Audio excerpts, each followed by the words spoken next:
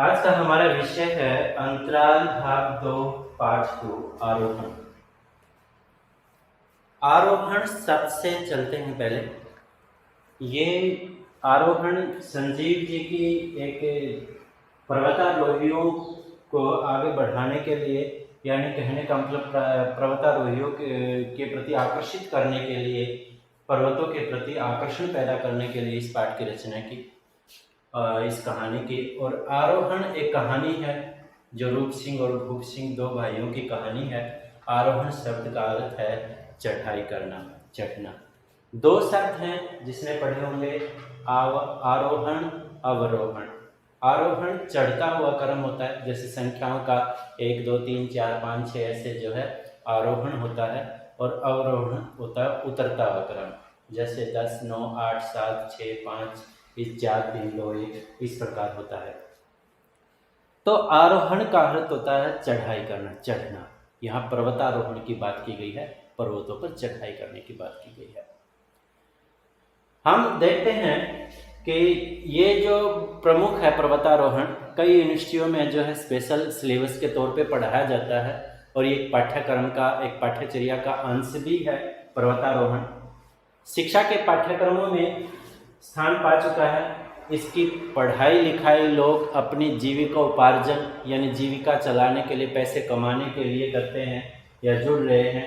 गर्मियों के दिनों में स्कूलों, कॉलेजों, विश्वविद्यालयों से लोग पर्वतारोहण के लिए पर्वतीय प्रदेशों की यात्रा भी करते हैं। हमने देखा है कि ज़्यादातर यात्रा पसंद कहाँ की जाती है? गर्मियों के दिनों में पर्वतीय प्रदेशों की यात्रा पसंद की जाती है। प्रायः पर्वतीय प्रदेश के रहने वाले ही हमारे क्या होते हैं, इसके लिए कोच का काम करते हैं, गाइड का काम करते हैं। और वे ये काम बेहतर तरीके से गाइड कर सकते हैं। क्यों कर सकते हैं? क्योंकि उनके जो पर्वतारोहण है वो दिनचर्या है, यानी वो प्रत्येक दिन का काम है उनका पर्वतों पर चढ़ना और उतरना, इसलिए वो बेहतर तरीके से ये काम जो है वो कर सकते हैं। यही बात यहाँ पर संजीव जी ने, जो इसके लेखक हैं, उन्होंने बताई है कि कैसे काम किया जा सकता है। पर्वतारोहण के क्षेत्र में दो प्रसिद्ध व्यक्ति हैं, एक का नाम है बछेंद्र पाल और दूसरे का नाम है संतोष यादव। इनका नाम इतिहास में दर्ज हो चुका है। क्यों? क्योंकि इन्होंने जो पर्वतारोहण में जो अपना नाम कमाया है वो शायद ही किसी ने कमाया हो, क्योंकि ये वहीं के रहने वाले, पर्वतीय क्षेत्रों के रहने वाले हैं, और इसलिए इनको पर्वतों पर चढ़ना, ये सिखाना या जो है इनको मनोरंजन का काम है इनके लिए। तो इन्होंने इतिहास में इनका नाम भी दर्ज जो है इस काम में हो चुका है। ये जो है इस प्रस्तुत पाठ का क्या है, परिचय है कि इस पाठ में जो है इस संजीव जी ने यहाँ पर किस विषय में यहाँ पर बताया गया है, वही यहाँ पर वर्णन जो है किया जा रहा है। आरोहण कहानी में लेखक ने पर्वतारोहण की जरूरत क्या है और वर्तमान समय में उसकी उपयोगिता क्या है, इसको रेखांकित किया है। पर्वतीय प्रदेशों के रहने वाले जीवन संघर्ष तथा प्राकृतिक परिवेश से, यानी प्रकृति का जो आसपास का उनका रहन सहन है, उनके संबंधों को यहाँ पर चित्रित किया गया है कि किस प्रकार पर्वतीय प्रदेशों में लोग रहते हैं, किन किन समस्याओं का सामना उनको करना पड़ता है, और किस परिवेश में वो प्राकृतिक परिवेश में रहते हैं तो किस प्रकार प्राकृतिक आपदाएं होने के कारण उनका सब कुछ उजड़ जाता है। ये बताया गया कि किस तरह पर्वतीय प्रदेशों में प्राकृतिक आपदाएं आती हैं, भूस्खलन होते हैं, पत्थरों के खिसकने से पूरा का पूरा जीवन तथा समाज कई बार नष्ट हो जाता है। ये होता है, कई बार भूस्खलन हो जाता है, कई बार बादल फट जाते हैं, बहुत सारी समस्याएं यहाँ पर आती हैं। आरोहण यानी ये प्रस्तुत पाठ उसका जीवंत उदाहरण है। बिल्कुल जीवंत का मतलब तुरंत का, और जो दिखाया यानी ऐसा उदाहरण प्रस्तुत करते हैं लेखक यहाँ पर संजीव जी। लेखक का आंचलिकता प्राकृतिक परिवेश से आत्मीय लगाव उसे कहीं और जाने से रोकता है। यानी लेखक ने जो इसके आंचल, पर्वतीय आंचलों के बारे में, वहाँ के वातावरण के बारे में, वहाँ के प्राकृतिक परिवेश के बारे में जो वर्णन किया है, वो अपना आत्मीय, अपने जैसा लगाव जो उसमें हो जाता है। आरोहण पहाड़ी लोगों की जीवनचर्या का एक भाग है, यानी कहने का मतलब पर्वतों पर चढ़ना, उनकी जीवन, दैनिक जीवन, प्रतिदिन उन पर ऊपर जाना। क्योंकि हमने देखा है कि पहाड़ी लोग जो है घास लेने जाते हैं तो भी अपने मवेशियों के लिए, अपने पालतू पशुओं के लिए, तो भी पहाड़ी चढ़ाई करके घास वास पत्ते वत्ते पेड़ों के वो तोड़ कर लाते हैं। अपने मवेशी चराते हैं तो भी पहाड़ों पे ही चढ़ाते हैं। तो वो हर पल जो है पहाड़ों पर उनका उतरना चढ़ना रहता है, तो उनकी जीवनचर्या का एक भाग है। किंतु उन्हें आश्चर्य तब होता है जब यह पता चलता है कि वही आरोहण किसी को नौकरी भी दिला सकता है। उनको आश्चर्य इस बात का कि वो तो दिनचर्या है उनकी, और उनको आश्चर्य तब होता है कि जब कोई ये कहे कि आप ये पहाड़ों पर चढ़ते हैं, यही आप यदि किसी को सिखाएं चढ़ना तो ये आपको जो है नौकरी भी दिला सकता है। ये उनके लिए आश्चर्य की बात होती है। तो इस कहानी के माध्यम से लेखक ने पर्वतीय प्रदेश की बारीकियों यानी उसकी सूक्ष्म बातों को, उनके जीवन के सूक्ष्म अनुभवों को, उनकी परंपराओं को कि किस प्रकार की उनकी परंपराएं हैं, किस प्रकार के उनके रीति रिवाज हैं और उनके संघर्ष क्या हैं, उनकी यातनाओं, उनके दुख के संजीदगी के साथ रचा है, यानी उन्होंने इस लेख को लिखा है। बड़े अच्छे ढंग से इसको उन्होंने लिखा है। इसके बाद मैदानी इलाकों की तुलना में पर्वतीय प्रदेशों की जिंदगी कितनी कठिन है, कितनी मुश्किल है, जटिल है, कठोर है, दुखद है, संघर्षमय होती है, उसका विशद विवरण जो है यहाँ पर इस कहानी में किया है। यानी विस्तार से उसका विवरण जो उन्होंने इस कहानी में लिखा है कि कैसा कैसा उनका जीवन संघर्ष होता है। संजीव जी की भाषा की बात करें तो भाषा शैली अत्यंत रोचक है, अच्छी लगती है। आंचलिक शब्दों का प्रयोग, वहाँ के जो लोग रहने वाले हैं उन शब्दों का प्रयोग, पहाड़ी शब्दों का, वाक्य और पर्वतीय प्रदेश की बोलियों के जो शब्द होते हैं, जो मुहावरे हैं, इस पाठ में वे उन्होंने लिखे हैं या वर्णन किए हैं। वे कथानक को यानी अपने कहने के ढंग को बांधने में सफल हुए हैं। पाठक का ध्यान भी उन्हीं प्रसंगों की ओर बार बार जाता है जिनमें लोक भाषा यानी सामान्य भाषा का प्रयोग जो है वो प्रमुख रूप से किया है। कहानी में शब्द संरचनात्मक भूमिका में है, संरचनात्मक भूमिका में है, यानी बिल्कुल रचना के साथ साथ जो है वो चलते हैं। तो इनसे कहानी को पढ़ने समझने में मदद मिलती है, जो भी है। अब हम आते हैं आरोहण पाठ में, इस कहानी में कि इस कहानी में जो है मैंने बताया है आरोहण कहानी में कि कौन कौन इसके प्रमुख जो हैं वो व्यक्ति हैं जो इस कहानी को आगे बढ़ाते हैं। तो आरोहण कहानी के में चलते हैं कि क्या क्या यहाँ पर बताया गया है संजीव जी ने जो कहा है इस कहानी के बारे में। तो ये आता है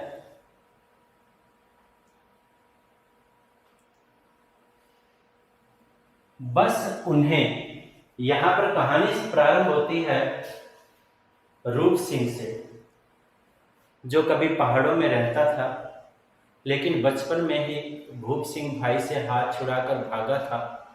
तो वो कहानी में पता भी लगेगा कि कैसे कैसे हुआ है। तो और अब वो दिल्ली में रहने लग गया, पर्वतारोहण संस्थान में रहता है। वहाँ से अपने एक मित्र के साथ, शेखर कपूर जिसका नाम है, उसके साथ अपने गांव जो है घूमने के लिए आया और ये देखने के लिए कि माता पिता भाई कैसे हैं, ये सब जानने के लिए। और शायद 14-15 साल में या 11 साल के आसपास वर्णन आएगा, बहुत ज़्यादा वर्षों में जो है वो यहाँ पर आया है, अपने गांव माही जो इसके गांव का नाम है वहाँ पर घूमने आया है। तो वही उसी के बारे में यहाँ यात्रा का वर्णन जो है दिया गया है। बस उन्हें देवकुंड के स्टाफ पर उतार कर आगे बढ़ गई। देवकुंड जगह का नाम है। तो रूप सिंह की नजर सबसे पहले अपने गांव की ओर उठ गई, क्योंकि वहां से आगे वहां तक बस का जो जगह थी यानी स्टॉप था वो लास्ट था, उससे आगे जो है वो नहीं जा सकते थे। तो बस तो उनको देवकुंड पे स्टॉप पे उतर के चली गई। अब रूप सिंह को अपने गांव की तरफ उसने नजर की और पूरे 11 साल बाद, कितने साल बाद, 11 साल बाद वो अपने गांव वापस लौट रहा था। अपने गांव, कौन से गांव? माही लौट रहा था। कौन लौट रहा था? रूप सिंह लौट रहा था। कितने साल के बाद? 11 साल के बाद लौट रहा था। कौन से गांव? माही लौट रहा था। और उनके साथ कौन आया है? उसका मित्र, या जिसने उसको नौकरी दिलवाई, अपने घर में पाला पोसा, उसका लड़का शेखर कपूर। एक अजीब किस्म की लाज यानी शर्म, अपनापन और झिझक यानी वहां जाने की जो झिझक है उसे गिरने लगी थी। कोई उससे पूछे कि वह इतने साल यानी इतने साल कहाँ रहा, कि इतने सालों के बाद, जैसे कि कहा था आंचलिक शब्दों का प्रयोग, वहां के लोगों का जो प्रयोग है, शब्दों का प्रयोग है वो किया, इतने का मतलब इतने साल बाद लौटकर आया ही क्यों, यानी अब इतने साल बाद क्यों लौटकर आया। तो वह क्या जवाब देगा, कोई खातो खिताब भी नहीं, यानी कोई बीच में ना फोन किया, ना कोई कहानी के, ना अपने बारे में उसने कोई पत्र लिखा, खातो खत आदि खत किताब भी नहीं है। पता नहीं कौन कहाँ हो, कौन कहाँ, यानी अब वो अपने परिवार के बारे में सोचता है कि कहाँ है, कोई है भी कि नहीं है। 11 साल कम भी तो नहीं होते, यानी 11 साल बहुत हो जाते हैं। एक दिक्कत और भी थी, 11 साल बाद भी कोई मुकम्मिल अच्छी प्रकार से बनी हुई सड़क न बन पाई थी। माही गांव के लिए कोई अच्छा रोड नहीं बना था, और माही के लिए अकेले जाना होता तो अपने गांव के लिए क्या सड़क और क्या पगडंडी, यदि उसको अकेले ही जाना होता तो उसके लिए सड़क और पगडंडी का मतलब ऐसे पैर रखते हुए पहाड़ों पर चढ़ना, तो उसके लिए तो, या सीढ़ियाँ कह सकते हैं, तो उसके लिए कोई बड़ी बात नहीं थी। क्यों? क्योंकि वो पहाड़ी क्षेत्र का रहने वाला था, सारा बचपन उसका पहाड़ों में ही बीता हुआ था, और पर्वतारोहण संस्थान में ही जाके वो लगा पर्वतों की चढ़ाई ही सिखा रहा है, तो उसके लिए कोई बड़ी बात नहीं थी, तो इसलिए यहाँ पर कहा।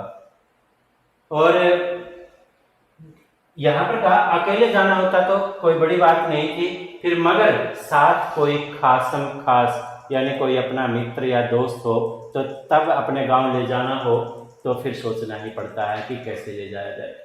तो सोचना ही पड़ता है कि अगला क्या सोचेगा, यानी जो साथ में आया वो क्या सोचेगा, अरे इतनी दूर पैदल घुमा दिया मुझे, पैर तड़वा दिए मेरे। तो फिर साथ वाला भी कोई ऐसा वैसा नहीं था, शेखर कपूर था। एक तो उसके गॉडफादर कपूर साहब का लड़का है, दूसरे यानी भगवान रूपी पिता की तरह फादर कपूर, क्योंकि उसी ने उसको अपने घर पे रखा है, पढ़ाया है, लिखाया है, तो इसलिए गॉडफादर कहा। दूसरा आईएएस की ट्रेनिंग, अब आईएएस की ट्रेनिंग कर रहा है। अब ऐसे खास मेहमान को पैदल गांव, अपने गांव लेवा जाना, अपनी और अपने गांव की तौहीन कराना ही तो हुआ, बेइज्जती कराना ही तो हुआ। यहाँ शर्म की बात से उसके लिए, रूप सिंह के लिए क्या है कि एक तो उसके फादर गॉड जो थे, गॉड फादर यानी कहने का अभिप्राय कपूर साहब थे, उसका बेटा है, एक वो आईएएस ट्रेनिंग है, ले रहा है, और दूसरी बात है कि ये सब सारी बातें हैं, तो इसके लिए वो खास व्यक्ति है, तो सोचना ही पड़ेगा कि कैसे ले जाया जाए। पैदल तो ले जाया नहीं जा सकता, तो ये अपने गांव की बेइज्जती करानी होगी। शेखर अपने बाइनोक्यूलर से पहाड़ों और घाटियों को देखने में रमा हुआ था, जो दूरबीन आदि जो भी लेके आया था बाइनोक्यूलर, मगर रूप जो है क्या था, वो अपने गांव के बारे में सोच रहा था। आंखें बंद करके भी वह 15 किलोमीटर, यानी वहां से दूरी कितनी है, 15 किलोमीटर की है, और 11 साल की दूरी, यानी 11 साल बाद वो लौट रहा है, वो सारी दूरी वो देख सकता था अपने गांव को। यह दिगर बात थी कि उसके और माही के बीच अभी कई पहाड़ थे, यह और बात थी, यह और बात थी कि उसके और माही के बीच अभी कई पहाड़ आने हैं, कई नदियां आनी हैं, और कई घाटियां थी, यानी बहुत सारे घाटियां जो है और पहाड़ बीच में आने वाले हैं। तो ये सारी दूरी जो है उसके बीच अभी थी, क्योंकि अभी यदि पैदल चलना हो तो ये सब। उसने अपने सामने किसी विशाल डायनासोर की तरह, डायनासोर जो सबसे बड़ा प्राणी में माना जाता है, विलुप्त हो चुका है, सब जानते हैं, पसरे पहाड़ को देखा, यानी पहाड़ कैसा था, डायनासोर की तरह पसरा हुआ पहाड़ था, उसको देखा, क्योंकि पहाड़ पर चढ़ने से पहले पहाड़ दिखाई देता है तो थोड़ी सी हिम्मत टूट जाती है कि इतने बड़े पहाड़ पर कैसे चढ़ेंगे। फिर उसके पीछे की जर्द परतों को, यानी जमी हुई बातों को, यादों को, परत का, जमी परत का मतलब जो जर्द परत है, जो जमी हुई परत है, यानी अपनी यादें, पिछले समय की यादें, जो जीवन वहां पर बीता था, जिन पर बादल और धुंध की फुफुंदियां जड़ी हुई थी, जिन पर अभी हल्के बादल का मतलब हल्की हल्की यादें रह गई थी, और जैसे भी वहां का प्राकृतिक वातावरण भी ऐसे ही था, कहने का मतलब वहां पर बादल और धुंध भी जो है वो छाई हुई थी, उसके हिसाब से अभी वह 6000 फीट की ऊंचाई पर था, यानी गांव की ऊंचाई कितनी थी, माही की वहां से 6000 फीट थी, और यहां से 15 किलोमीटर चलकर 10,000 फीट की ऊंचाई पर पहुंचना था उसे। उसने कलाई पर बंधी अपनी इंपॉर्टेंट घड़ी, यानी महत्वपूर्ण घड़ी पर नजर गड़ाई, अभी सुबह के 10 बजे थे। समय क्या हुआ था? सुबह के 10 बजे थे। मगर पैदल चलना हो तो शाम होनी ही होनी है। यदि वहां से पैदल जाएंगे तो क्या हो जाएगा? शाम हो जाएगी। तो चाय का गिलास थामते हुए उसने आसपास एक उड़ती सी नजर डाली ताकि कोई और इंतजाम हो। तो उसने चारों ओर देखा और चाय वाले से पूछा कि यहाँ कोई घोड़ा वोड़ा नहीं मिलता क्या? यानी पहाड़ों पर चढ़ने के लिए घोड़े आदि की सुविधा है क्या? तो उसने पूछ लिया था। एक चाय की दुकान थी छोटी सी, वहां उसने पूछ लिया। चाय वाले ने कहा कि आप कने जाना चाहन, यानी आप कहाँ जाना चाहते हो? उसने कहा अपनी पहाड़ी भाषा में। इसने तो माही गांव का नाम बताया और सरगी से पहले का गांव जो उन्होंने बताया था कि हम जो सरगी से पहले का गांव है, यानी लास्ट क्या सरगी गांव है, उससे पहले का गांव जो माही है, हम वहाँ जाना चाहते हैं। चाय वाला अपना सिर खुजलाने लगा, अर्थात कुछ विचार करने लगा, सोचने लगा।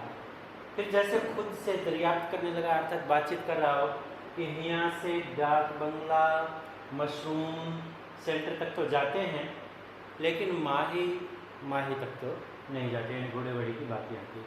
तभी कुछ उसे याद आया। उसने आगे बढ़कर गुमसुम से बैठे 9-10 साल के एक लड़के को पुकारा। कितने साल का लड़का? 9-10 साल का है। ओए महिप, अरे महिप, महिप नाम उस लड़के का। तू ही वकी जाना छू, यानी तुम वहाँ जाना चाहते हो या जाओगे? तो अरे माही, अरे गांव का नाम लिया, अरे माही जाओगे? लड़के ने जो किसी बुजुर्ग की तरह एक पत्थर की सीढ़ियों पर अकेला बैठा हुआ था, इन लड़का किसी बड़े बुजुर्ग की तरह बैठा हुआ था, अपनी उदासीन सी गर्दन फेरी, यानी उदास सा था वो, और उसने अपना चेहरा घुमाया मगर कुछ बोला नहीं। उड़े हुए नीले रंग की पहाड़ी पतलून, यानी पतलून पहने हुए था पहाड़ी नीले रंग की, यानी जो भी पैंट पैजामा आदि पहना था, और स्लेटी स्वेटर में समेटी अपनी तमाम गंभीरता के बावजूद, यानी स्लेटी स्वेटर पहना हुआ था और गंभीर बच्चा था वो, थोड़ा गंभीर सा रहने वाला। अपने सुंदर गोरे चेहरे की मासूमियत, यानी चेहरा सुंदर था, गोरा था, मासूम था, को अभी झटक नहीं पाया था, अर्थात अभी तक वही बच्चे वाली मासूमियत उसके अंदर थी। ये जा सकेगा भला? शेखर ने अपने संदेह प्रकट किया, इन्हें अपना संदेह प्रकट किया कि ये जा सकेगा भला? ये छोटा सा बच्चा इतनी दूर 15 किलोमीटर के आसपास जाएगा साहब? कैसे नहीं जाएगा? या सवारियाँ मिलती कहाँ? यानी यहाँ पहले तो सवारी मिलती ही नहीं है जाने के लिए, ऊपर से आप लोग चले गए तो बैठ के मक्खी तो मारनी है, यानी इसको मक्खियाँ ही तो मारनी है। घाट बटी झगड़ा करी के पैसा कमाने के वास्ते तो आई छो, यानी इस प्रकार इतनी दूर जो है, ये इतनी दूर तय करके या परिवार से झगड़ा करके जो है ये पैसा कमाने के वास्ते तो यहाँ पर आया है, ये कहा। चाय वाले का अनुमान सही था। लड़का वहाँ से चुपचाप उठकर चला गया, मगर थोड़ी सी देर में ही 2 घोड़ों के साथ चढ़ाई चढ़ता हुआ आता दिखा। मेहनताना चाय वाले ने, यानी परिश्रम होता है, मेहनताना तय कर दिया था कि भी वहाँ से वहाँ तक जाने का इतने रुपए, तो उसने 2 घोड़ों का 100 रुपये तय कर दिया था। पहली बात तो लड़के का क्या नाम है? जो 9-10 साल 11 जिसकी उम्र है 9-10 साल की, तो उसका नाम है महिप। और महिप क्या पहने हुए था? तो यही बताएगा, नीली पतलून पहने हुआ था, पहाड़ी नीली पतलून पहने हुए था, और ऊपर जो है स्लेटी रंग का स्वेटर पहने हुए था। किसकी बाती सीढ़ियों पर बैठा था? एक बुजुर्ग की बाती जो है वो सीढ़ियों पर बैठा था। चाय वाले ने शेखर ने अपना संदेह क्या प्रकट किया?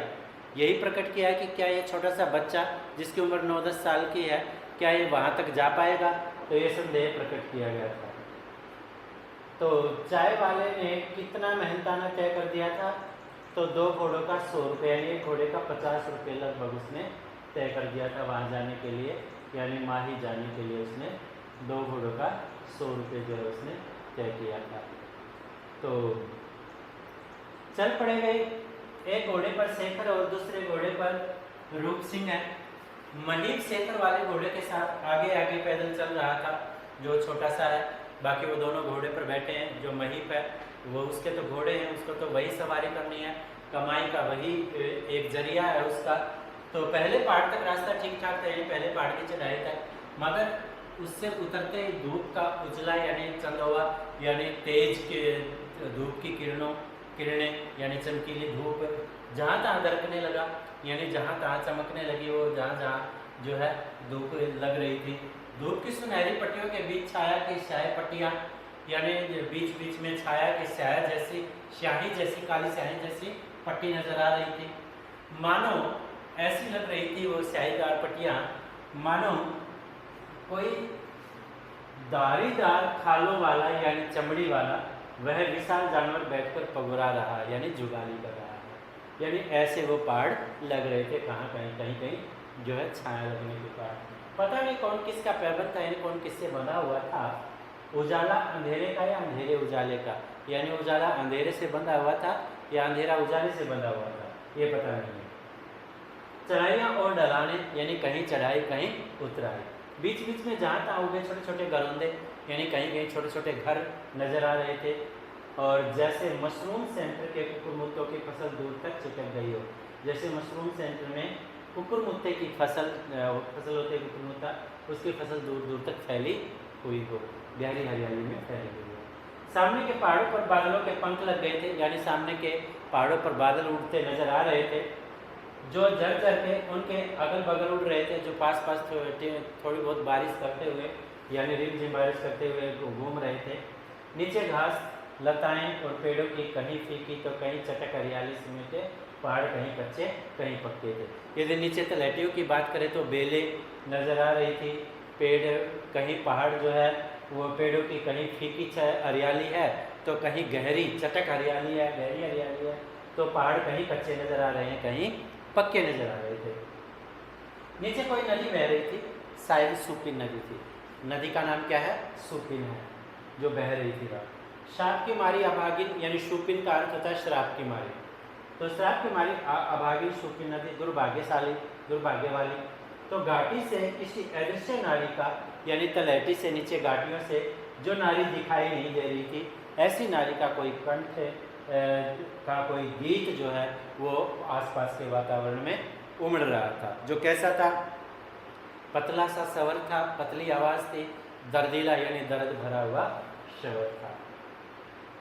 इसके बाद वो जो गीत गा रही थी, वो गीत के बोल दिए गए हैं यहाँ, ऊंची नीची डांडियों माँ हे कुहेड़ी ना लाग तू, यानी ये ऊंची नीची जो पहाड़ियाँ हैं, डाड़ियाँ हैं, यानी छोटी मोटी पहाड़ियाँ जो ऊंची नीची हैं, कहीं ऊंची पहाड़ियाँ कहीं नीची हैं, ऊंची पहाड़ियों में हे कुहेड़ी, यहाँ पर कुहासे को कहा गया है। कुहासा होता है धुंध, उसको कहा गया है कि तू यहाँ मत आया कर, ये कहा गया है।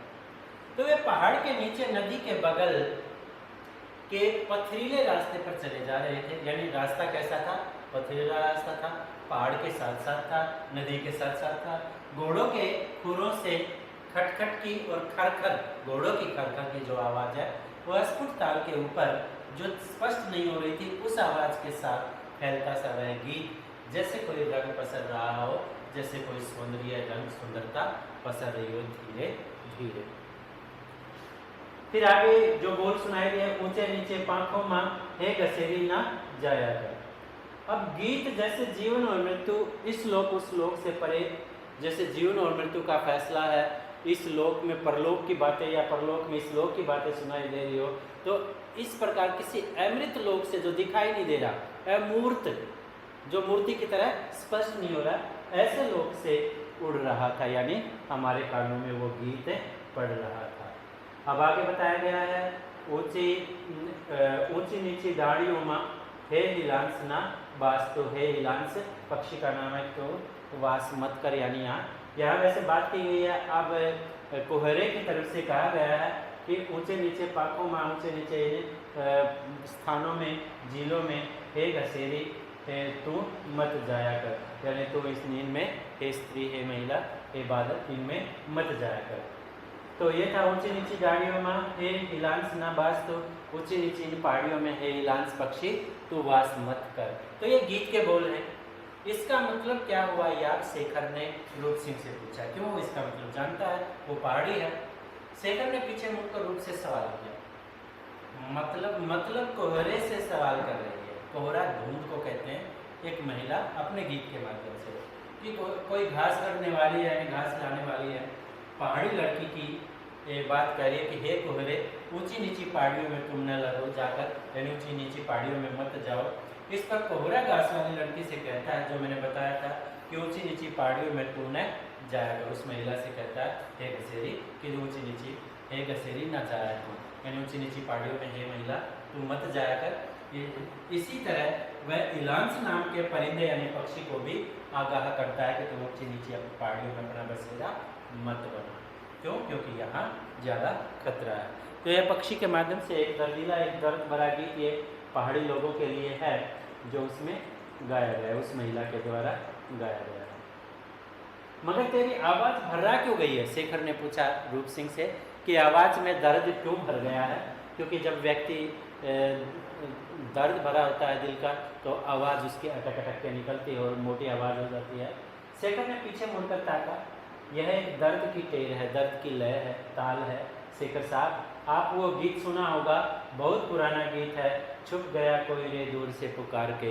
एक फिल्मी गीत की बात यहाँ पर की गई कि वो गीत जो है उसी प्रकार है कि यहाँ पर आगे गीत के बोल बताए गए कि दर्द अनोखे हाय दे गया प्यार के। ये गीत है, तो ये गीत शेखर ने दूसरी लाइन जो है इसकी पूरी कर दी है। यहाँ पर बात करें तो जो महिला गीत गा रही है वो सबसे पहले किससे बात कर रही है? वो कोहरे से कह रही है तो इन ऊंची नीची पहाड़ियों में मत आया कर। कोहरा किससे कह रहा है उस महिला को कि तू भी जो है घास लेने इन ऊंची नीची पहाड़ियों में मत आया कर, और हिलांस पक्षी को कह रहा है कि तू यहाँ पर बसेरा मत बनाया कर। तो एक दर्दीला गीत था जो शेखर ने पूछा था कि ये तुम्हारा गला क्यों भर रहा गया है, तो रूप सिंह ने कहा था कि एक दर्द भरा गीत है, एक गीत तुमने फिल्मी गीत सुना होगा, तो उसके बोल यहाँ पर दिए गए हैं। हाँ वही, ये ठीक है कि मैंने कोई बसेरा नहीं बनाया यहाँ पर कहा रूप सिंह ने कि मैं यहाँ नहीं रहा, उड़ गया। मगर बाबा और भूप दादा ने तो बाबा पिताजी के बारे में कहा, भूप दादा बड़े भाई के बारे में कहा। कुआसे का होना क्या मायने रखता है? यानी भूप दादा के लिए और बाबा के लिए कुआसे की कोई बड़ी बात नहीं है साहब, ये क्या मायने रखता है? इन पहाड़ों में से तो कोई पहाड़ी ही समझ सकता है, यानी इस गीत को तो पहाड़ी लोग इस दर्द को समझ सकते हैं। रिश्ते तक धुंधला जाते हैं साहब, यानी रिश्ते नाते तक जो है वो साफ साफ नहीं रहते हैं। यहाँ इतना कठिन जीवन है, ये कहने का अभिप्राय है। नेह के नाते तक नज़र नहीं आते, यानी प्रेम में रिश्ते नाते सब भूल जाते हैं, कोई नज़र नहीं आता। पास में कोई अपना खड़ा है और आप उसे देख नहीं पाते, पहचान नहीं पाते, यानी कुछ आसपास भी खड़े हैं तो कोहरे के कारण जो है कोई एक दूसरे को पहचान या देख तक नहीं पाते हैं। इतना कोहरा होता है। यहाँ पर कोहरे के बारे में बात की है कि आसपास भी यदि अपने भी खड़े हैं तो हम उनको पहचान नहीं पाते हैं। थोड़ी देर तक कुछ नहीं बोला है, सिवाय खुरों की आवाज़, घोड़े की खुरों की आवाज़ आ रही है और गीत की धीमी पड़ती लय के, जिसके किलकोरे में अग जग यानी यहाँ वहाँ का सब जो है संसार सारा उतरा डूब रहा है। सारी ध्वनियाँ जो है सो गई हैं, बाकी ध्वनियाँ जो है शांत हो गई हैं, ये बताया गया है। कुछ देर बाद अचानक चलते चलते थमक गया रूप, यानी अचानक रुक गया। एकदम अचानक कुछ याद आ जाए, रुक गया, थमक जाना होता है। यही इसी जगह मैंने धकेला था भूप दादा को, यानी बड़े भाई भूप सिंह को धकेला था। क्यों? शेखर भी रुक गया। शेखर ने पूछा कि क्यों धकेला तुमने अपने बड़े भाई को? वो मैं भाग गया था घर से देवकुंड, यानी देवकुंड घर से देवकुंड उतर आया था, वहाँ से भाग कर आ गया था माही से, और भूप दादा मुझे खोजते हुए आए और मैं पकड़ लिया गया भूप दादा के द्वारा। कहीं मैं फिर भाग न जाऊं, सो लौटते वक्त मेरी कलाई पकड़ ली, यानी हाथ पकड़े रखा, और उन्होंने उनसे छुटकारा पाने के लिए मैं फिर भाग न जाऊं, ना मुझे कुछ नहीं सूझा, तो मैंने धक्का दे दिया था उन्हें यहाँ इसी जगह, यानी इसी जगह उनको धक्का दिया था। वे संभल न सके, अर्थात अपने आप को संभाल नहीं पाए, फिसल गए। मेरा हाथ उसके हाथ में था, यानी उनके हाथ में था भूप दादा के, सो मैं भी उनके साथ ही फिसल गया, यानी खिंच गया।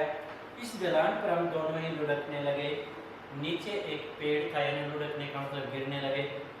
एक पेड़ था नीचे, और ये बताया गया है कि उसी पेड़ के कारण दोनों जो है हम दोनों बचे। जैसे उसने हमें थाम लिया और हम दोनों को पेड़ के इस तरफ भूप और उस तरफ मैं झूलने लगा, यानी हम दोनों जो है बीच में थे, हमारे हाथ थे, यानी भूप दादा हाथ पकड़े हुए थे, पेड़ के एक तरफ रूप सिंह है और दूसरी तरफ भूप दादा है। बहुत सख्त जान थे भूप दादा। ये जो शब्द जो ऐसे प्रयोग किया जाता है, ये ध्यान रखना, ये प्लुत स्वर होते हैं जो किसी शब्द को बढ़ाने, स्वर को बढ़ाने के लिए प्रयोग किया जाता है। बहुत सख्त जान थे, यानी ताकतवर थे भूप दादा। बहुत मजबूत पकड़ थी उनकी, यानी एक बार जो पकड़ लेते थे हाथ फिर छोड़ते नहीं थे। मगर वे ऊपर से जितने सख्त जान पड़ते थे, अंदर से उतने ही नरम थे, यानी जितने ऊपर से वो सख्त लग रहे थे, यानी शरीर से बलवान लगते थे, उतने ही हृदय से क्या थे, सरल और नरम थे। तो ये था। इसके बाद उन्होंने समझा कि वे यूं ही अपनी गफलत से यानी गलत फहमी से फिसले थे, यानी भूप सिंह ने समझा, खुद को कसूरवार भी समझ रहे थे। क्यों समझ रहे थे? अगर उन्होंने रूप सिंह का हाथ छोड़ रखा होता तो शायद गिरने से वो तो बच जाता। खैर जैसे तैसे हमें खींचकर, यानी हमें का मतलब रूप सिंह को खींचकर ऊपर ले आए और ऊपर लाकर हाथ छोड़ दिया। क्यों छोड़ दिया? कि जब यहाँ तक नौबत आ गई कि बड़े भाई को धकेल तक दिया है इसने, तो इसका मतलब मरने से अच्छा तो है कम से कम ये कहीं भी रहे, जिए तो, ये सोच के अंदर ही अंदर या रूप सिंह को उसने कुछ प्रकट नहीं होने दिया। फिर भी रूप सिंह से पूछा, आखिर ज़्यादा चोट तो नहीं लगी फूला, छोटे भाई को कहते हैं। उन्होंने अनुतप्त भाव से पूछा, यानी बिना क्रोध हुए सरल स्वभाव से। वे खींच भरी हंसी हंस रहे थे, यानी खींच जैसे खींच से हंसते हैं, आखिर मेरा ही कसूर था, और मेरे बदन को परख रहे थे कि चोट कहाँ लगी हुई है, शरीर को देख रहे थे। पत्ते निचोड़कर उन्होंने मेरी और अपने खरोचों पर, यानी जो घाव थे उन पर लगाया। ये दाग अभी भी रह गए, यानी उन दागों के निशान अभी भी रह गए, क्योंकि पत्थरों की खरोच आसानी से नहीं मिटती है। रूप ने बाहों की ओर इशारा किया, उन्होंने यानी बाजू दिखाई अपनी। उन्होंने उस दिन से सो हाथ छोड़ा, फिर नहीं पकड़ा था कि मैं कहीं भी जाऊं, मुझे कभी उन्होंने रोकने का प्रयास नहीं किया। तो यहाँ पर रूप सिंह ने किसको धक्का दिया था? भूप सिंह को धकेल दिया था। किस कारण बच गए थे? एक पेड़ आ गया था जिसके कारण बच गए थे, जो अब नहीं था, उस पेड़ के कारण बच गए थे। कौन रूप सिंह को ऊपर लेकर आया? तो हमें पता ही है कि भूप सिंह जो है रूप सिंह को ऊपर लेकर आया है, तभी वो दोनों बच पाए हैं। भूप सिंह ने किसकी गलती मानी नीचे गिरने की? तो उसने अपनी ही गलती मानी थी। और कैसी हंसी हंसी थी, तो एक खिंच भरी हंसी हंसी थी, ये बात हुई थी। अब गाँव पर क्या लगाया भूप सिंह ने? गाँव पर वही किसी पेड़ के पत्ते थे, उनको मसल कर, उनके पानी निकाल कर, निचोड़ कर जो है घावों पर लगाया था। तो रूप सिंह ने उन घावों को शेखर कपूर से दिखाया भी था। तो ये था। महीप रुक कर उन्हें देखता रहा, यानी वो जब रुक कर खड़े हो गए थे और बताने लगा था कि यहीं मैंने धकेला था भूप सिंह को, अपने बड़े भाई को, तो रुक कर देख रहा था उनको। मगर उसने घोड़े को आका नहीं, यानी आगे नहीं बढ़ाया। रूप ने खुद ही एड़ी लगाई, यानी आगे एड़ी लगाकर जैसे घोड़ों को चलाते हैं, तो चल पड़ा घोड़ा। बाप रे, तो वह कैसे चढ़ी थी चढ़ाई आता, जब नीचे गिरे थे तो किस प्रकार चढ़े थे, घायल भी थे और चढ़ाई भी चढ़नी थी। हमने उस दिन क्या क्या बताएं, यानी क्या क्या उस बारे में बात की जाए। पूरे आधे घंटे लग गए थे हमें ऊपर आने में। कितना समय लग गया? आधा घंटा जो है ऊपर आने में ही उनको समय लग गया था। अब जो है, अगर उस वक्त रॉक क्लाइंबिंग जानते होते, यानी पहाड़ी चढ़ाई की शिक्षा हम जानते होते, तो इतनी यानी क्लाइंबिंग का मतलब बैक पिन लगा के ऊपर चढ़ना, आधी ड्रिल करके फिर पिन लगा के बैक पिन लगा के चढ़ना, तो इतनी मुश्किल नहीं आती। बच्चे की तरह बोल उठा था शेखर, यानी जैसे बच्चा पढ़ रहा हो, समझ रहा हो, ऐसे बोला। तो सारी ट्रेनिंग तो आपके पापा की मेहरबानी है। यहाँ पर रूप सिंह ने कहा कि आपके पिता ने ही सारी ट्रेनिंग दी। मैं आज जितनी ऊंचाई तक जा चुका हूँ, यानी जिस मुकाम पर पहुँचा हूँ, उस सब का, मगर उनसे मुलाकात तो इस वाक़े के साल भर बाद हुई थी, यानी इस घटना के साल भर के बाद जो है आपके पिता से मेरी मुलाकात हुई थी, शेखर कपूर से कहा। क्यों? क्योंकि जो है रूप सिंह शेखर कपूर के ही घर पर रहा और उसके पिता ने उसको शिक्षा दिलवाई, पढ़ाया लिखाया, सारी बातें की। अच्छा मान लो अब रूप सिंह ने कहा तुम इस पर चढ़ना हो तो कैसे चढ़ो, यानी यहाँ पर रूप सिंह ने शेखर कपूर से प्रश्न पूछा कि यदि इस पहाड़ पर चढ़ना हो तो कैसे चढ़ोगे। रूप ने एक उस्तादाना उड़ती हुई नजर से पीछे मुड़कर देखा, फिर कहा पहले आप बताइए, यानी ये शेखर कपूर ने पूछा था रूप सिंह से, तो रूप सिंह ने कहा कि पहले आप बताओ कि इस पहाड़ पर चढ़ना है तो कैसे चढ़ेंगे, देखते हैं कितना आप जान पाए, कितने शिक्षा आपने इसके विषय में ली है।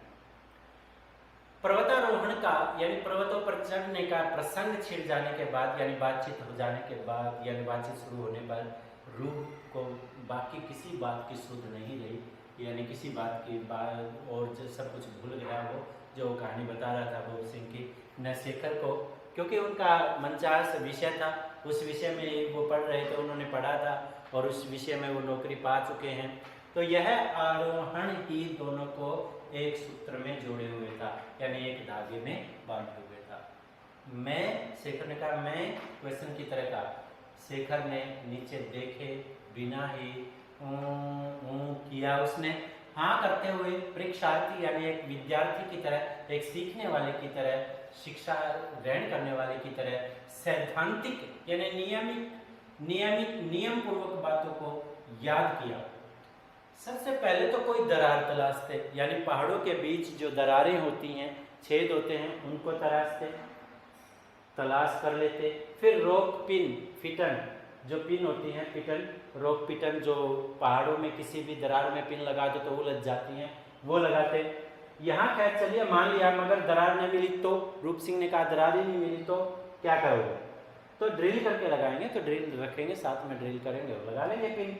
तो बुजुर्ग की तरह मुस्कुराया रूप, खैर आगे, यानी एक बुजुर्ग की तरह अच्छा समझदारी से जवाब दिया।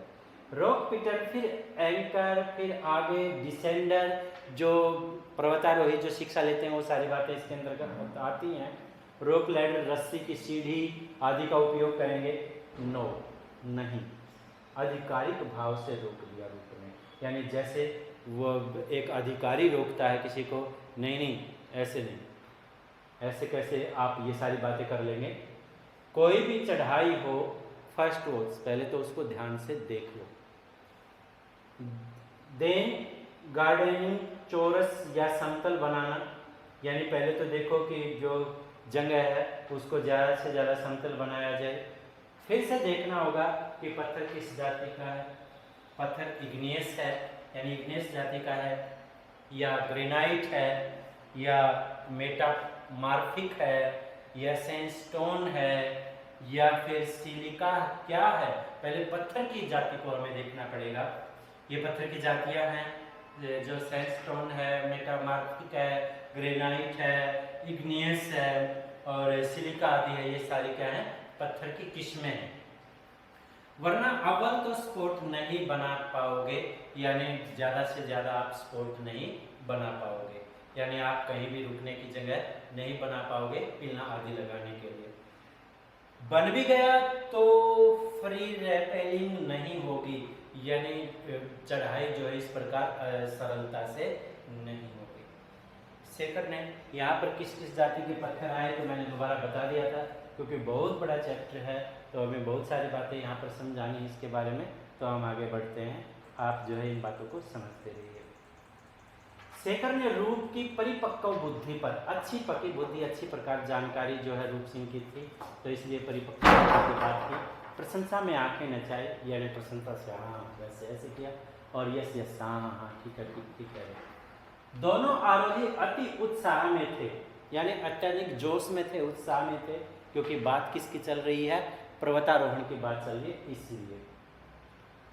तो आरोहण के दुस्साहसिक अभियानों पर बहस करते करते, यानी जो अत्यंत कठिन साहस के जो अभियान थे उनके, उस पर विवाद करते करते उन्हें इतना भी भान न रहा, यानी एहसास नहीं हुआ कि ढलान से उतरकर कब वो बीच मैदान में चले आए थे। यानी धीरे धीरे वो सब भूल गए थे कि कैसे घोड़ों पर बैठे चल रहे हैं, उनको कोई ध्यान नहीं था, कोई एहसास नहीं था, वो एक मैदान में आ गए। और अब वह मैदान भी दोनों ओर की पर्वत श्रृंखलाओं के कसते चले जाने से संकरा होता, यानी छोटा होता जा रहा था। अब तक आपके सामने इजी सवाल थे, यानी आसान सरल सवाल थे, अब कुछ मुश्किल सवाल, यानी कुछ मुश्किल सवाल है कि कैसे हल करोगे यदि ऐसे पहाड़ों पर यहाँ से यहाँ जाना हो तो मुश्किल सवाल क्या होगा। इस पहाड़ पर चढ़ना हो और इस पहाड़ से उस पहाड़ पर सीधे ऊपर ही ऊपर जाना हो, यानी किसी पहाड़ की चोटी से दूसरे पहाड़ की चोटी पर जाना है, तो ख्याल रहे यानी ये ध्यान रखना कि दोनों के बीच जो है सुपिन है, यानी सुपिन नदी है। तो फिर कैसे करोगे? रूप की उंगली पहाड़ों की ओर उठ रही थी, यानी बता था रूप सिंह कि इस पहाड़ से उस पहाड़ पर जाना है, बीच में सुपिन नदी है, अब कैसे जाओगे? ये रूप सिंह ने शेखर कपूर से पूछा। 1 मिनट मुझे उतर जाने दो। शेखर ने घोड़े से उतरकर पहाड़ों की तरफ गर्दन उठाई, यानी सोचा कि कैसे जाया जा सकता है। एक पिरामिड नुमा था, यानी एक पहाड़ जो है वो त्रिशंकु आकार का था, ऐसे पिरामिड की तरह बना हुआ था, और एक तनिक फ्लैट था, यानी ऊपर जाके एक सीधा सा नजर आ रहा था, तो जिसकी श्रृंखला दूर दूर तक नजर आ रही थी, यानी चोटियां दूर तक नजर आ रही थी। दोनों ही पर नीचे रूप से काफी ऊपर तक देवदार के पेड़ जो है वो खड़े हुए थे, जिन्हें मजाक मजाक में वह पहाड़ के रोए कहता था, यानी रोंगटे, यानी जैसे हमारे शरीर के बाल होते हैं ऐसे रोए कहता था। कहा करता था रूप का इशारा शायद उसके कटे अंश की ओर से चलने का था, यानी जिस तरफ से पहाड़ कटा हुआ था उस तरफ था। लाइमस्टोन के चक्कर में, यानी लाइमस्टोन वहाँ का पत्थर है, उसके चक्कर में इसको किसी ने उसके बीच का एक बड़ा सा भाग कटवा दिया था स्टोन पत्थर के लिए। तो ये तो लाइमस्टोन है, सिक्री जीन ये पत्थर की किस्म है। बस क्या बस क्या? तो इससे आगे देखते हैं कि क्या यहाँ पर इन दोनों के बीच बातचीत हुई है। कहाँ पर जाने की बात कर रहे हैं? 2 पहाड़ पे, एक पहाड़ की चोटियों से दूसरी पहाड़ की चोटी पर जाने की बात कर रहे हैं कि कैसा जाया जाए। बीच में नदी भी पड़ती है, तो कौन सी नदी है? वो है सुपिन नदी की बात यहाँ पर की गई है। नहीं, ओवर हैंगिंग भी है, यानी यहाँ पर जो है कहने का मतलब खतरा भी ज़्यादा है, ओवर है, और हाँ है तभी तो टफ है, तभी तो मुश्किल है। इस पर चढ़कर ऊपर नदी को क्रॉस करते हुए आपको दूसरे पहाड़ तक जाना। फिर बताया गया कि नदी को क्रॉस करके पार करके जो है आपको जाना ऊपर ही ऊपर।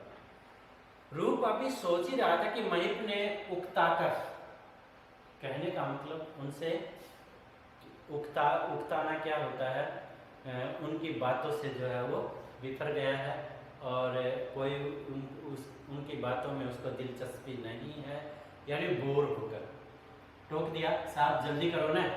उन्हें पर्वतरोहण के अध्याय को बंद करके, यानी जो पर्वतरोहण का पाठ जो अब कर रहे थे, यानी पढ़ रहे थे, बोल रहे थे, उसको बंद करके फिर घोड़े पर सवार हो गए दोनों तरफ। यानी कोई परिणाम उस बात का नहीं निकला कि कैसे जाया जाए, कि आप सोचते रहो कि ये कैसे जाना, वैसे जाना जो है असंभव भी नहीं था, एक ऊपर से ऊपर जाना हो तो। नीचे की संकरी नदी से बचते हुए, यानी नदी जो है, जो नदी थी वो बीड़ी सी हो गई थी, पतली सी, और पहाड़ से सटे बेहद संकरे यानी पतले से रास्ते से उन्हें चलना पड़ रहा था। शेखर डर कर घोड़े से उतरना चाहता था, डर रहा था कि कहीं घोड़ा गिर ना जाए, मगर महिप ने रोक दिया कि बैठे रहो साहब। अब वह घोड़े को पुचकारते हुए, निर्देश देते हुए, यानी घोड़े को आदेश दे रहा था, निर्देश दे रहा था कि संभली के हीरू, घोड़े का नाम संभली के ओए वीरू, यानी हीरू वीरू नाम घोड़ों के रख रखे हैं। तो भी पूछा जाए कि घोड़ों के नाम महिप ने क्या कहे, तो हीरू और वीरू घोड़े के नाम थे। चल दाएं ले जाता है, यानी दाएं ले जाएगा क्या, नदी में गिर आएगा क्या, दाएं दाएं संभली के, यानी दाएं से संभल जा। मगर जब सामने भेड़े आ गई, यानी आगे से भेड़ आ रही थी, और भेड़ों के साथ साथ बोटिया कुत्ता, पहाड़ी कुत्ता जो होता है वो ज़्यादा भोंकता भी और काटता भी है, तो उन्हें उतर जाना पड़ा, क्योंकि वो ऐसे बैठे हुए इंसान को काट देते हैं। तो महिप की चौकन्नी नज़र कुत्ते पर थी कि कहीं मेरे जो यात्री हैं, मैं जो लाया हूँ, कहीं उनको ना काट ले, तो वो कैसे रोकना है उसकी नज़र उस पर थी। जबकि उन दोनों की कुत्ते के पीछे भेड़े हाँक रही 14-15 साल की एक सलोनी सुंदर लड़की पर थी। अमर रूप, शेखर ने धीरे से कहा, अरे इतना सुंदर रूप। ऐसे जवाब दिया। पहाड़ की तो एक से बढ़कर एक चढ़ाइयाँ चढ़ी हैं। शेखर कपूर ने रूप सिंह से पूछा कि आपने तो बड़े बड़े पहाड़ चढ़े हैं। रूप सिंह ने कहा हाँ, तो कभी प्रेम की भी चढ़ाई चढ़ी है, यानी प्रेम भी हुआ है किसी से? तो उस पर उस उम्र में यानी जब बच्चे थे तब की बात यहाँ पर की गई है। तो शेखर बार बार उससे पूछ रहा था, क्यों? क्योंकि उसने उस लड़की को देखा जो भेड़ जो है भेड़ों को हाँक रही थी और पीछे पीछे भेड़ों के चल रही थी, तो उसी के बारे में वो बातें करने लगे। तो शेखर ने पूछा, अरे कोई तो मिली होगी जिसे देखकर मन में कुछ हुआ होगा, यानी उसके प्रति लगाव हुआ होगा। थी तो मगर उम्र में मुझसे काफ़ी बड़ी थी, यानी जैसे वो 9-10 साल का तो घर से ही भाग आया था, तो इसका मतलब क्या है कि वो जो है उस समय थी तो, लेकिन वो क्या थी उम्र में 15-16 साल की होगी जैसे ये लड़की है। तो इतनी यानी इतनी, शेखर ने लड़की की ओर इशारा किया, इतनी उम्र की होगी? तो हाँ, रूप को मानो रस्सी की सीढ़ी मिल गई, मानो पड़े हुए को रस्सी का सहारा मिलके ऊपर चढ़ने का वो मिल गया, यानी उसको आगे बात करने के लिए मुद्दा मिल गया। जिससे उम्र के 24वें शिखर से, यानी यहाँ पर रूप सिंह की उम्र क्या है? 24वां शिखर है, यानी 24वें साल से कुछ ऊपर, यानी 24 साल का हो चुका है, उससे नीचे उतरने लगा, यानी वह बचपन याद करने लगा। भेड़े चराने के दौरान ही हमारी मुलाकातें होती थी, बातें करने लगा कि एक लड़की थी जिससे भेड़ चराते वक्त ही उससे मुलाकात होती थी, इतनी ही हसीन भी थी ना, अर्थात इतनी सुंदर भी थी ना। ये बात जो है रूप सिंह ने शेखर कपूर ने रूप सिंह से पूछी। ओह, ये क्या है उसके सामने? यानी ये तो उसके सामने कुछ भी नहीं है। शैला तो इतनी सुंदर थी कि उसकी गुलामी बजा लाने में भी मैं खुद को धन्य मानता था, अर्थात उसकी गुलामी करने में भी मैं अपने आप को धन्य मानता था। ये कहा उसने, इतनी सुंदर थी, ये तो कुछ भी नहीं, क्योंकि वो सलोनी यानी सांवले रंग।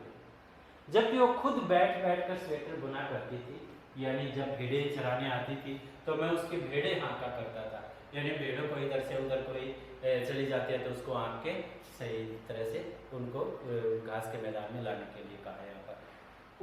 उसके लिए बुरंस के फूल तोड़ लाता, बुरंस जाति के फूल जो उसे बेहद पसंद थे। सेब या आड़ू कहीं मिल गए तो सबसे पहले उसे लाकर देता था, अर्थात इतनी गुलामी उसकी में करता था, यहाँ रूप सिंह ने बताया। और बदले में वह क्या देती थी? शेखर ने ठिठोली की यानी मजाक किया। वह क्या, कभी कभी देवता का प्रसाद, यानी दाढ़ी के देवता, पहाड़ी देवता होते हैं, उनका प्रसाद मक्की की रोटी लाती थी तो वो वगैरह देती थी।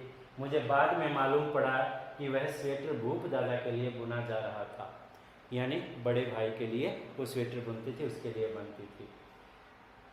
यानी कहने का मतलब यहाँ उस लड़की को उसके बड़े भाई से प्रेम था, उसके लिए ही वो स्वेटर बनती थी। फल फूल और रोटी भी उन्हीं के लिए आती थी, यानी जो फल फूल आते थे वो भी सारे भूप दादा के लिए ही आते थे। वे ना आते तो मुझे, यानी यदि भूप दादा नहीं आते थे तो वो मुझे मिल जाते थे। जिस दिन भूप दादा नहीं आते, आखिर तक उसे खुश रखने की मेरी तमाम कोशिशें बेकार चली जाती। रूप एक झेप भरी हंसी हंसकर चुप हो गया, यानी कहने का मतलब मेरी सारी कोशिशें जो है, मेहनत जो है वो सारी बेकार चली जाती और एक मजाक भरी हंसी हंसकर वो चुप हो गया। तो यहाँ तक हमने पढ़ लिया। और ये सारी बातें जो है ये ध्यान रखना है कि ये महिप के माँ ही है शैला, जिसके बारे में बात किया है, क्योंकि वो भूप का लड़का है। लेकिन अभी रूप सिंह को पता ही नहीं कि वो जो घोड़ों पर ले जा रहा है वो कौन है। तो इन बातों को सुनकर उसमें जेब भी आएगी, वो भी उनको देखेगा उसकी तरफ कि ये कौन है जो इस विषय में बातें कर रहे हैं। तो इसको देखेंगे नेक्स्ट वीडियो में कि आगे क्या है, क्योंकि काफ़ी बड़ी बन जाएगी और अभी काफ़ी जो है हो चुका है। तो यहाँ तक आपको सभी बातों का पता होना चाहिए। एक बार अच्छी तरह सुन लीजिए, आपको लघु प्रश्नोत्तर जो है ये पूछे जाएंगे, और क्योंकि मैं जो है उसकी PDF भेजूंगा जो लघु प्रश्नोत्तर हैं यहाँ तक के, तो आप इसको ध्यान से सुनिए और पढ़िए। तो ओके, यहाँ तक फिर आगे।